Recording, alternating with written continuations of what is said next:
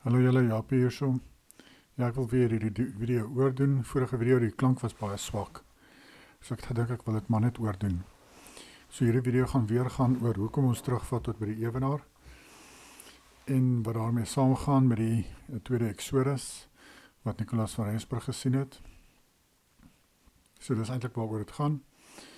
Waar die slag van Gog en Magog gaan gebeur, en waar ons gaan by mekaar kom, of die gelowiges by mekaar gaan kom, soos wat Nicolaas van Rensburg gesien het. En ek wil weer eens met hierdie video bewys, dat het is aan die onderkant van Afrika, het is by Suid-Afrika, wat hulle by mekaar gaan kom, volgens die Bybel. So kom ons kyk gou by Esegiel 38 praat van die slag van Gog en Magog. Vers 8 sê dat die gelowiges wat by mekaar gaan kom, is gewone mense soos ons.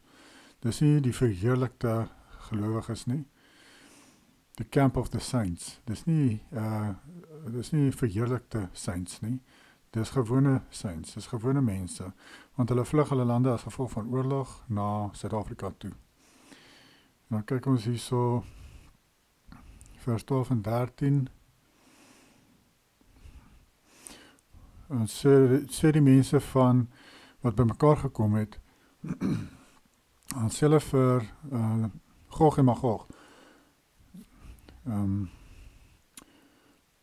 Kom ons begin maar vers af. En sê, ek sal optrek teen die land wat oop lê, ek sal kom by rustige mense wat in veiligheid woon, wat almal woon sonder muur en geen grendel of poorte het nie, om buit te maak en roof te rowe, om jou hand uit te steek teen die puinhope wat weer bewoon is. Hierdie puinhope wat bewoon is, dit verwys na Israel mense, dit verwys na Judea. Dit is mos vernietig, tydens 70 na Christus het Rome dit vernietig, hulle het Jerusalem vernietig, nie een klip op 'n ander gelaat nie, soos Joshua gesien het. Dit lê nog steeds vandag in puin. Dis nie herbou nie. Daai plek daar in Palestina is nie Jerusalem nie. Hulle sê dit vir jou om jou te mislei. Die Bybel sê vir ons in baie verse dat Jerusalem lê nog steeds vernietig. Dit gaan eers herbou word na die tweede Exodus en selfs na die slag van Gog en Magog. En hier sê dit lê nog steeds in puinhope. En teen 'n volk wat uit die nasies versamel is. Julle sien, dit is die wit Christene wat Suid-Afrika toe vlug, wat Nicolaas van Rensburg gesien het. Dit is die volk wat uit die nasies versamel, wat vee en goed verwerf het, en wat op die middelpunt van die aarde woon. Nou, middelpunt, dit is baie interessante onderwerp, maar ek moet 'n aparte video daaroor doen. Ek het dit bespreek, ek gaan kyk op my Engelse kanaal, Rabbit Hole Israel. Ek het 'n video daaroor en dit mooi verduidelik daar. Die middelpunt van die aarde is, Berg Sion is die middelpunt, longitude en latitude lines, dus op die ewenaar, maar is vertikaal in die horisontale lyn van die aarde, is dit die middelpunt. So die tydzones is veronderstel om ingedeel te word volgens Berg Sion, nie die Greenwich nie GMT nie. So hulle is 30 grade uit, so hulle is 2 ure uit met die tyd, elke dag, want hulle het dit geskuif van Berg Sion af na Greenwich toe in Engeland. En dit is ook waar hulle versamel gaan word. Later, hulle gaan Suid-Afrika versamel, maar dan gaan hulle opbeweeg tot by die ewenaar, soos hy Jesus sê, wat op die middelpunt van die aarde woon. Hierdie is nog 'n bewys van wat Nicolaas van Rensburg gesê het, van ons vat terug tot by die ewenaar. Die ewenaar is die middelpunt, mense. Dis wat die Bybel van praat, as hy sê middelpunt, verwys hy na die middelpunt soos in die ewenaar. Die Bybel gebruik ook die woord navel, en ekstra Bybelse boeke sê ook, the center of the navel of the earth. Nou dit verwys altyd mense na die ewenaar. En so center, middel, navel, dis alles dieselfde ding, dis die ewenaar. Jou navel is in die middel van jou naaltjie is in die middel van jou liggaam. Nou die aarde se naaltjie is die middel van noord en suid.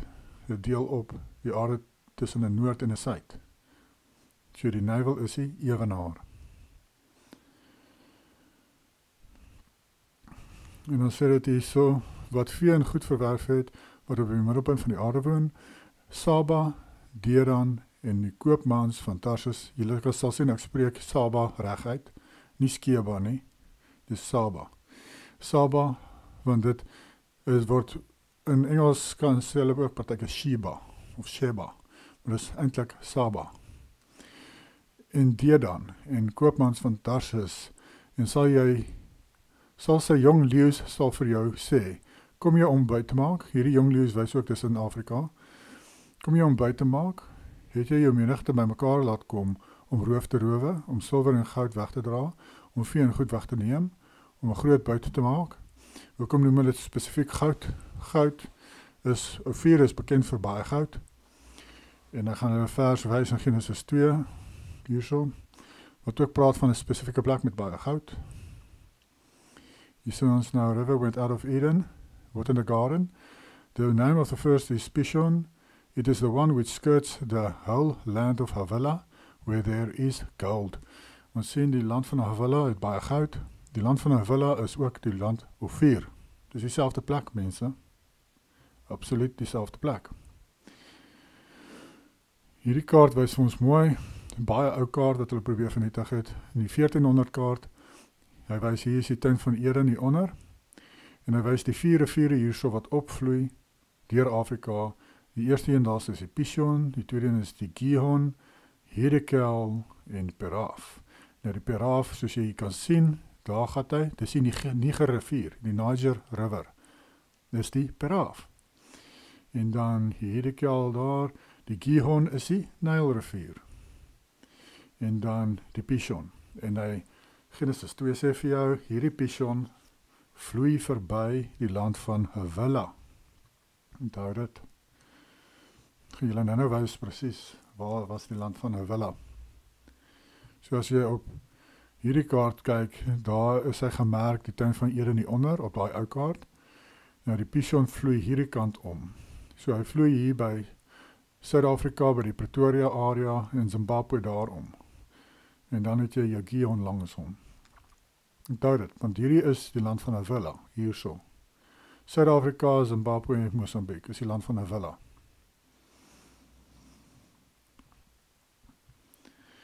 So, hulle sê hierso het Rusland, ek gaan sommer net sê, Rusland is Gog en Magog, met sy alliansies, hulle gaan almal saam hierdie ander lande aanval, die wit Christen lande. En dis hoekom die wit Christene gaan vlug Suid-Afrika toe. Want dis wat hoe Openbaring vervul. Openbaring 20, nie die hele Openbaring nie, Openbaring 20. Ons is nou in Openbaring 20, 21, 22. Die eerste deel van Openbaring tot hoofstuk 19 het al lankal vervul, rondom 70 na Christus. Dit handel oor Judea en Rome se vernietiging. Dit handel oor Jehovah se finale oordeel oor Judea, oor Juda, oor die 2,5 stamme.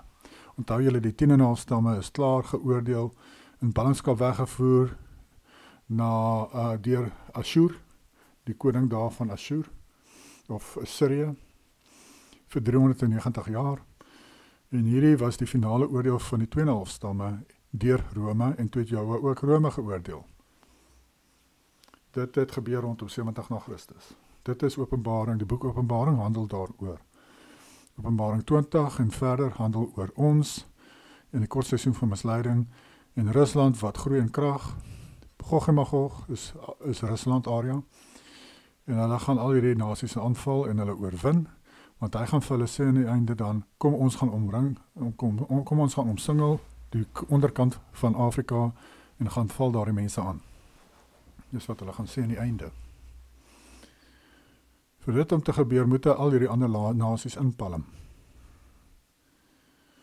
So, dis wat hier aangaan, en die plek waar hy gaan sterf, hoofstuk 39 sê vir ons, waar gaan Putin sterf? Of as dit nie Putin is nie, wat ook 'n leier gaan wees oor Gog en Magog, gaan daar sterf.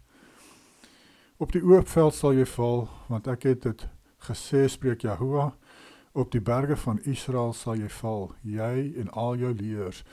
Nou, as jy kyk na die kaart, hulle gaan omsingel, so. Oos, suid en wes gaan hulle see langs omsingel, maar noord gaan hulle oor die land kom, en dit gaan by die ewenaar wees, waar hulle gaan sterf. Want op die ewenaar is berg Sion, dis Jehovah se berg Sion.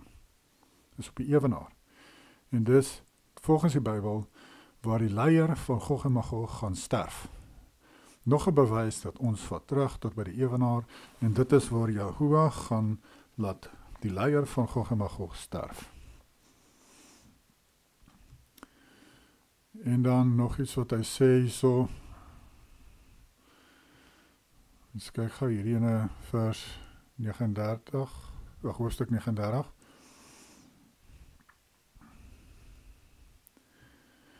Ek hou nie baie van die King James version, hy het thou en thee en thy en ye en so aan. Kom ons kyk gou New King James. Jy sê ook, ja, you shall fall on the open field, and I will send fire on Magog, and on those who live in security on the coastlands, then they shall know that I am Yahuwah. En ek glo, hierdie is absoluut deel van die oorlog self, waar hulle die kamp van die gelowiges omsingel onder word, hulle geïncinereerd met vuur. Hierdie oorlog, hierdie weermag van Gog en Magog, al hierdie nasies wat by mekaar daar gekom het, word geïncinereerd, en ek dink dit is dalk die seedraak Leviathan wat gaan opstaan, daardie vroulike draak, volgens die ekstra Bybelse boeke, gaan opstaan en hulle blaas met vuur. Dis 'n moontlikheid. Of Joshua self gaan dit doen, maar die feit van die saak is, hulle gaan verbrand word met vuur. En hier sê dit, and I will send fire on Magog. Op daai weermag gaan jou eens vuur stuur, en dat dit gaan selfs die kuslyn beïnvloed. Who live on the insecurity on the coastlines, hulle sal ook geaffekteer word deur daardie vuur, so dis miskien nie 'n goeie idee om reg op die see te bly nie, op die kuslyne van Afrika of Suid-Afrika. En maar Joshua self gaan die mense beskerm. Hy self gaan daar wees op sy vleiende berg Sion, gaan hy bo Suid-Afrika wees en hulle beskerm. En soos ek vir iemand gesê het in die comments, dat dit gaan wees soos die fliek Avengers Endgame.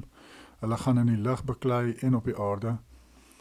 En die UFO's van die duiwel en so gaan die vleiende berg van Joshua aanval, terwyl die weermagte op die grond gaan, of op die aarde gaan probeer die gelowiges aanval wat by mekaar gekom het daar in Suid-Afrika en opbeweeg het op die ewenaar. Maar natuurlik Joshua gaan dit, dat hulle verbrand word, vernietig word, en hulle gaan daar die laaste oorlog verloor. Want dit is hoe dit moet werk, hoe dit moet gebeur. Nou in die fliek Avengers maak hulle asof die slegte mense wen. Die Avengers is nie die goeie mense nie mense. Hulle is die voorstelling eintlik van die slegte mense. Hulle is die hybrids en die aliens, en die aliens is eintlik die bose geeste en die gevalle engele, en hulle is al daardie wesens. En Thanos is eintlik Theos, is eintlik Yahuwah, 'n verwysing na hom, en dat hulle hom oorwin. Maar in die regte lewe gaan dit nie so werk nie. Maar in elk geval, hulle moet maar lekker droom. En dis wat ek daarby gewys het. Ek het julle gewys van hierso van die rivier die Pishon, waar hy vloei, verby die land van Havilah. Nou ons sien hierso, die Bybel sê, daar is baie goud. Nou kom ons kyk, waar is die meeste goud in die wêreld? Witwatersrand Basin, South Africa. This region is historically the most productive gold field in the world, estimated to have supplied between 40 to 50% of all the gold ever mined on Earth. Mense, meeste goud in die wêreld is gekry daarin by die Witwatersrand. Dit is Havilah. Dit is Ophir. Dit is 'n duidelike bewys dat dit is die plek waar die Bybel van praat wat baie goud het. In Genesis 2.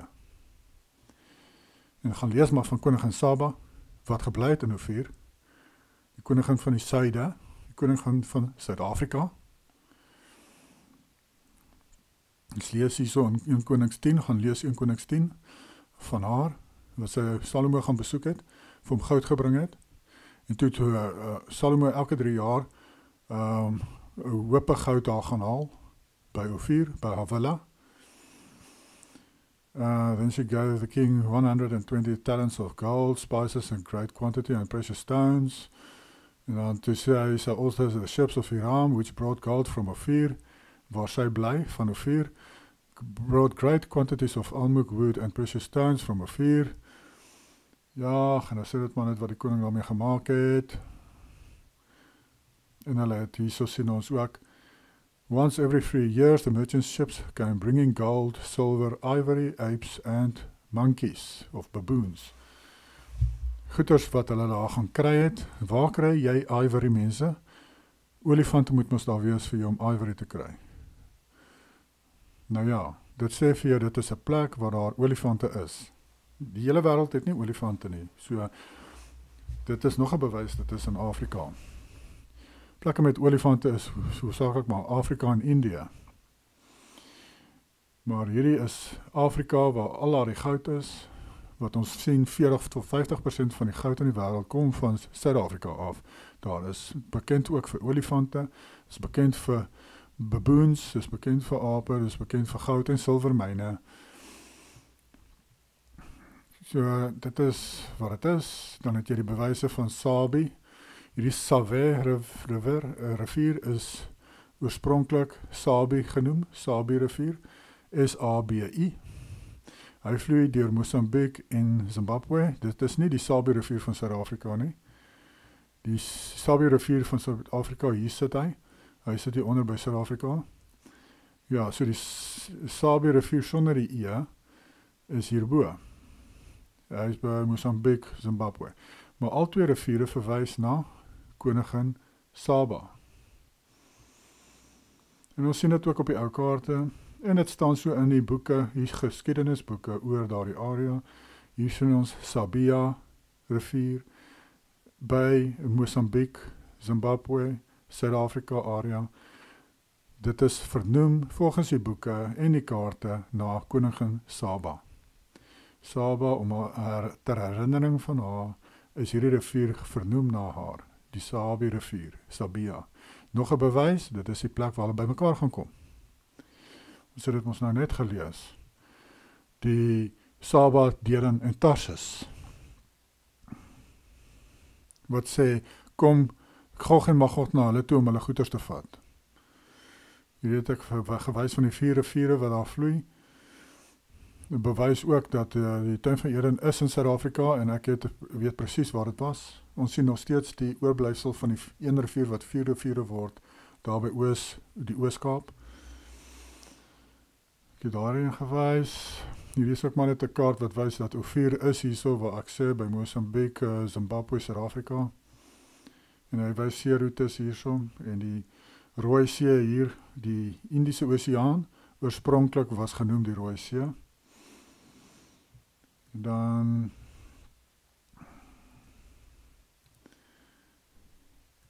het ek 'n extra bonus vir julle hierso. The Ancient World Eden, die oorspronklike naam van Afrika was Alkebulan, wat beteken Garden of Eden, die tuin van Eden. Nou hier op hierdie kaart staan ook, hierso is Eden is op hierdie kontinent, en hierdie Eden is hieronder, soos daar die ander ou kaart vir julle gewys het. En hier staan King Solomon's Mines. Nog 'n bewys, hy het hierdie kant gekom, hy het eintlik hier gestop en die goud hierso gekry. Hier Suid-Afrika, Zimbabwe, Mosambik. En hy het sy goud hier gekry. En dis waar die koning Salomo se myne is, in die onderpunt van Suid-Afrika, daar by, ek kan seker maar sê die Pretoria area. So Salomo weet hoe lyk Pretoria. En ja, so as hy getrek het, sy goed gestuur het, kom ons kyk maar net op Google Earth gou. Hierso van die Ewenaar af, daarso by Mombasa omtrent, vandaar het hy skepe so afgestuur tot hieronder, hier.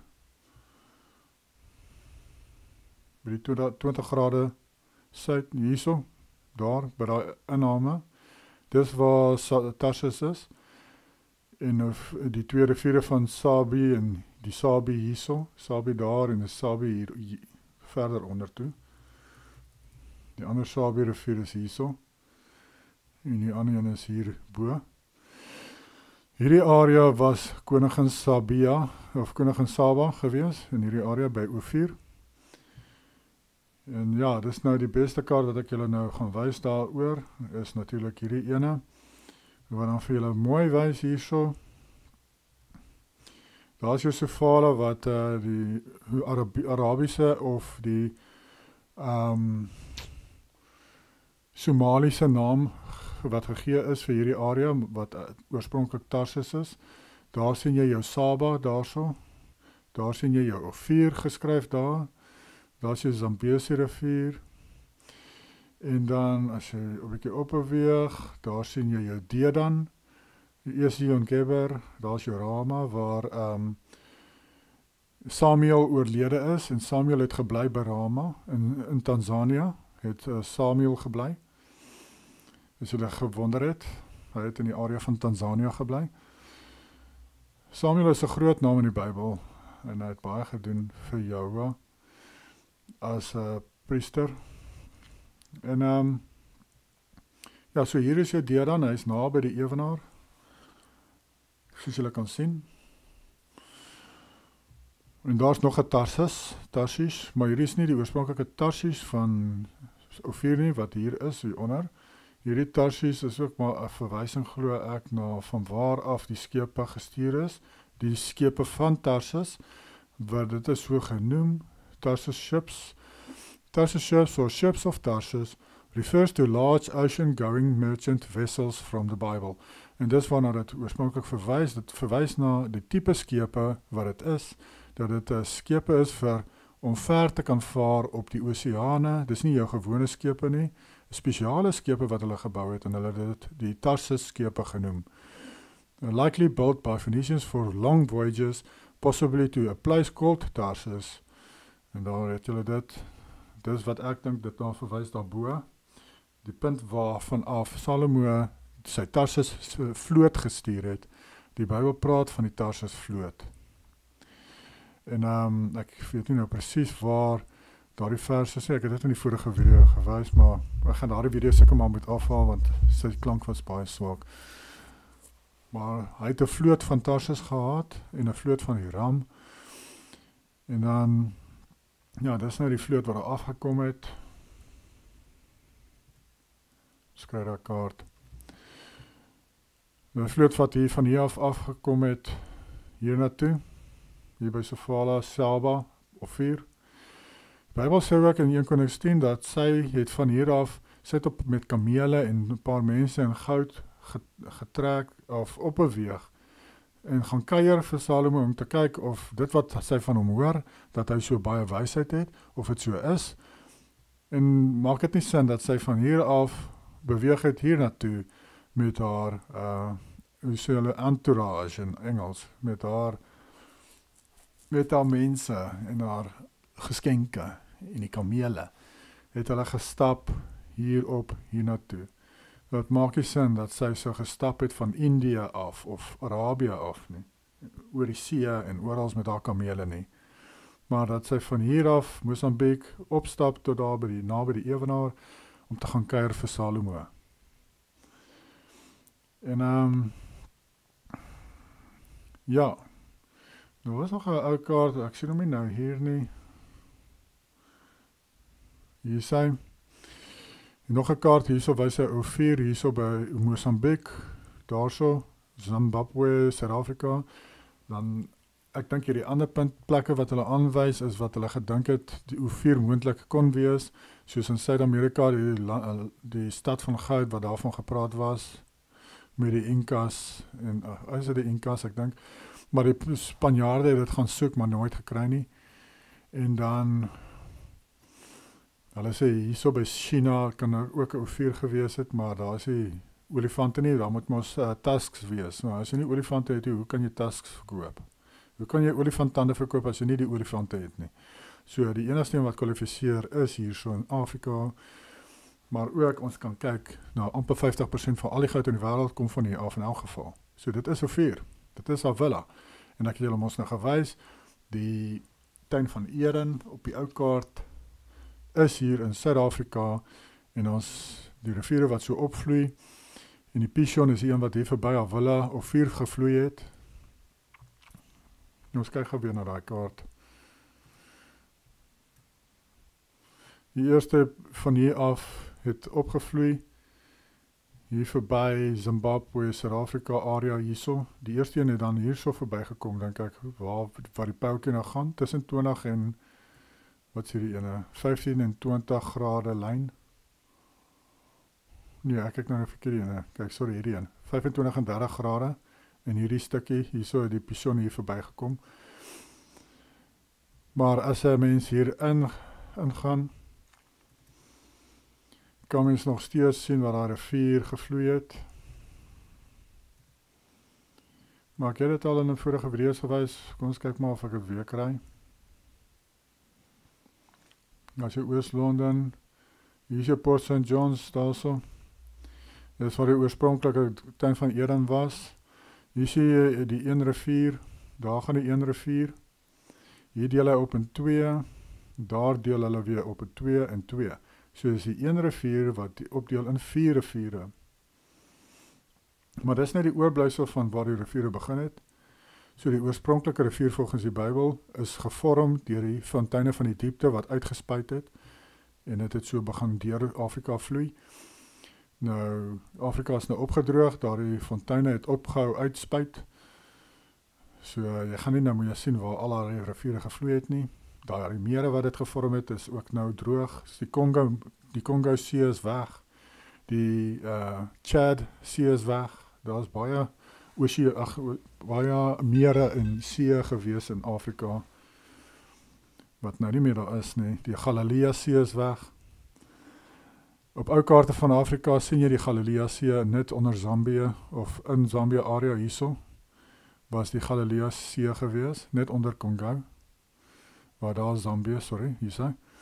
Hier in die, ek het gekyk, hier in die weste kant van Zambië was die Galilea See. Net onderkant die Zaire See hierso, wat nou opgedroog het. In elk geval, dit is wat daar aangaan.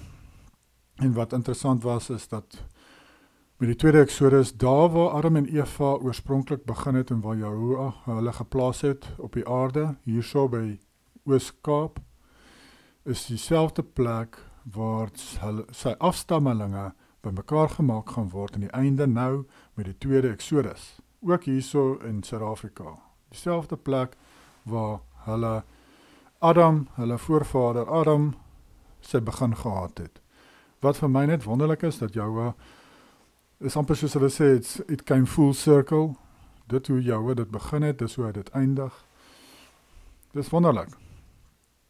Ja, soos ek sê, Joshua gaan met sy vleiende stad kom en hierbo Afrika se onderdeel hierso kom hang en hulle beskerm teen die, buiten nie net die vuur van die draak, as die draak sy asem blaas daar nie, maar ook maar teen die aanvalle van die mense wat hierdie plek gaan kom omsingel. Die Bybel sê daar dat Gog en Magog gaan dit doen as gevolg van die rare metale wat daar is in die onderdeel van Afrika. As gevolg van die rare metale daarso gaan hulle dit doen, gaan hulle wel aanval. Maar dis maar die verskoning wat Lucifer gaan gebruik vir hulle om dit te doen. En Lucifer self weet dat dit is waar die finale oorlog gaan plaasvind, ook teen Joshua self. Want hy gaan dan inspring ook met sy gevalle engele en sy wesens wat hy nou voorberei en die goeders wat hulle nou bou. Die vreemde vleende voorwerpe en al daardie goed. Hy is nou besig om dit gereed te kry vir daardie oorlog. Wat nou om die draai is. Want hy gaan probeer sy lak draai en probeer Joshua aanval en oorwin, maar dit gaan ons nou nie gebeur nie. So dis waar ons is op die tydlyn, mense. Ek het juist gedink, ek wil daardie video oor die 10 weke profesie van Henog oordoen, want ek dink ek het 'n foutjie gemaak op hom. 'n Klein foutjie, maar ek wil dit in elk geval regstel. En ek het ook gegroei geestelik, vandat ek daardie video gemaak het en meer inligting ontvang met der tyd. En ja, soos wat jou nou goed aan mense openbaar, dan groei jy mos. Jy stagneer nie en glo dieselfde jou hele lewe lank, hè? Jy is veronderstel om te groei. Soos wat ek partykeer mense ontmoet het wat ken ek hulle na so met 20, 30 jaar, 40 jaar, maar hulle is presies dieselfde geestelik, wat hulle niets ontvang het nie, hulle is maar net, glo maar net en dink maar net soos hulle nog altyd geglo en gedink het. En nee, 'n mens moet groei, jy moet ook bereid wees om die nuwe informasie wat jou mens wil gee, te ontvang. En ek dink dit is al die goeders wat ek wel gewys het. So dit is maar die vorige video maar oorgedoen. En ek gaan maar die vorige video maar moet verwyder. So hierdie tyd is min mense, dit is regtig min van die visioene en profesie wat ek kyk, laat dit klink of dit baie minder is as wat ek selfs dink. Ek het al gedink, dit is so 20, 30 jaar wat ons oor het, maar het klink of dit nog minder is as dit. So, ja, dinge is besig om vinnig na 'n punt toe te beweeg. Binnekort, soos ek sê in my video's, dat Rusland gaan aanbeweeg, hulle gaan begin die ander lande aanval, want die ander lande gaan hulle aanval. Maar dit is alles maar so beplant. En die leiers van hierdie lande weet wat aangaan. Hulle weet wat is die dinge wat hulle moet doen. En dis alles maar deel van die misleiding. Hulle is ook daar om die mense wat onder hulle is te mislei. Maak hulle of hulle vyande is, maar eintlik is hulle vriende. En ja, hy gaan oorbeweeg na Europa, hulle aanval, en dan Australië, Nieu-Seeland, en dan finaal Amerika. En in Amerika natuurlik eers die siviele oorlog daar plaasvind.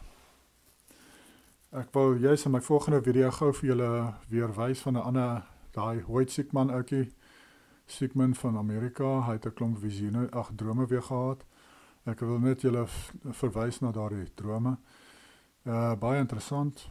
Alles wat daai ouetjie maar kry is interessant. En ek dink dis ook maar die rede hoekom hulle so baie keer sy kanaal verwyder het in die verlede. Hy het gesukkel om te bly op TikTok. Hy het nie lank gehou op TikTok nie. Hulle het hom heeltyd verwyder. En nou is hy maar net op YouTube. Ja, en ek het in die video genoem, vorige video, dat hulle my informasie op Google Earth verwyder het. Na my tweede laaste video op die Engelse kanaal, toe was al die inligting nog hierso, van waar al die plekke is in Afrika, van Israel. Want Israel is mos by die ewenaar, soos die Bybel sê, en dit is hoekom ons terugvat tot by die ewenaar. Dis hoekom Nicolaas van Rensburg gesien het, ons vat terug tot by die ewenaar. Dis waar Kanaan is, mense. Dis waar Kanaan is. En al daardie inligting is nou weg. En ongelukkig vir hulle, ek het alles gememoriseer, so ek weet presies waar is alles. En so ek lag maar in my mou vir die mense wat dink hulle stop my om enigiets te doen. Hulle moet 'n bietjie harder probeer om my te stop. Maar in elk geval, ek dink nie, hulle kyk in elk geval na die Afrikaanse kanaal nie. Dis maar meer daar die Engelse kanaal, want dis mos waar die kardinaal ook opgekom het van die paus. En hy het daar begin vra. En hy het homself voorgedoen as 'n pastoor, maar hy is nie 'n pastoor nie. Toe ek om opkyk, toe sien ek, hy is actually 'n kardinaal van die paus. En hy het my probeer oorreed dat, nee, Israel is daar in Palestina. Nou, hoekom sal hy my probeer oorreed dat dit hierso is, as ek die kat in die gat beet het, deur te sê, dis hierso by die ewenaar. Dan beteken dit mos ek is reg, dit is by die ewenaar. En dat dit is hoekom die kardinaal my probeer oorreed dat dit nie hier is nie. By Uganda, Kenia, Tanzania. Maar in elk geval, ja, dis waar ek op die radar gekom het. En soos ek sê, ek het gedag, alle die stof het gaan lê, dit het bedaar, maar duidelik het dit toe nou nie bedaar nie. Maar net so 'n paar dae terug, toe verwyder hulle my inligting hierso op Google Earth. Maar nou ja, dis maar hoe dit is. My kanaal is so klein, dit is nie eens 'n blip op die radar nie. Maar die duiwel hou nie van die waarheid nie. Maak nie saak hoe klein jou kanaal is nie. As jy die waarheid praat, dan gaan hy hom probeer stop en stil maak. Nou, hy moet nog steeds by Joshua hoor of hy dit mag doen, want Joshua regeer nou. So ek bid maar dat Joshua sal toelaat dat my kanaal aangaan vir so lank moontlik, om die mense te wys waarom hulle moet gaan. julle kan maar saambid daarvoor. En is mense wat van my video's opneem. Ek dink dit is 'n goeie idee om dit te kan hê in die toekoms as my kanaal verwyder word of iets gebeur met my, dat dit weer geplaas kan word en mense nog steeds herinner kan word dat hulle moet bymekaar kom in Suid-Afrika in die toekoms en al die goeters wat ek sê oor die toekoms wat voorlê. Ja, dit is belangrike inligting, die mense moet weet waar hulle moet gaan. Hulle moet nie na die fake Israel toe gaan nie, hulle gaan daar doodgaan. As hulle hier boontoe gaan, gaan hulle nie dit maak nie. En die duiwel wil hê die gelowiges moet na die verkeerde plekke toe gaan. Dis hoekom dit baie belangrik is dat die mense moet weet, veral die Engelse, moet weet dat hulle moet Suid-Afrika toe kom. Dis die eintlike rede hoekom ek daar die Engelse kanaal begin het. Om hulle te sê waar moet hulle gaan met die tweede Exodus. Meeste Afrikaners weet, die mense gaan hier na toe vlug. Want dit is al reeds vir hulle gesê, meer as 100 jaar terug. Maar dis die Engelse wat dit nie weet nie. En so ek probeer hulle waarsku. En ek sou eintlik daarvan gehou het as van hulle ook maar die video's opgeneem het. En dit dan weer versprei het as my Engelse kanaal verwyder word. Of as ek iets oorkom. Maar in 'n geval, dit is die video oorgedoen. So ek gaan maar die vorige moet verwyder. Groete vir julle, totsiens.